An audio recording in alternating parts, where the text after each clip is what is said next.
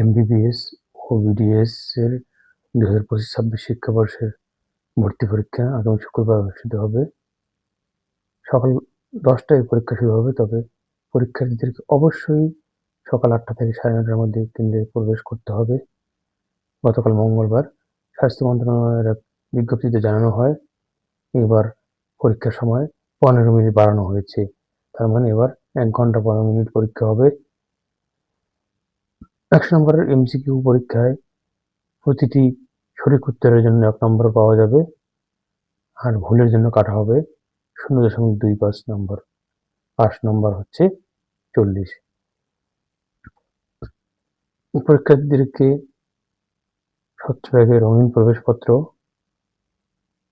কালো কালির স্বচ্ছ বল পয়েন্ট কলম, এইচএসসি বা সমমান পরীক্ষার প্রবেশপত্র বা রেজিস্ট্রেশন কার্ড সঙ্গে আনতে হবে। মোবাইল ফোন, ক্যালকুলেটর, ঘড়ি, ইলেকট্রনিক সামগ্রী বা অন্য কোনো ব্যাগ বহন করা সম্পূর্ণ নিষিদ্ধ। ভর্তি পরীক্ষা এইচএসসি বা সমমান সিলেবাস অনুযায়ী জীববিজ্ঞানে 30, রসায়নে 25, পদার্থবিজ্ঞানে 15, ইংরেজি 15 এবং সাধারণ জ্ঞান, প্রবণতা ও মানবিক গুণাবলী মূল্যায়নে 15 নম্বর প্রশ্ন থাকবে।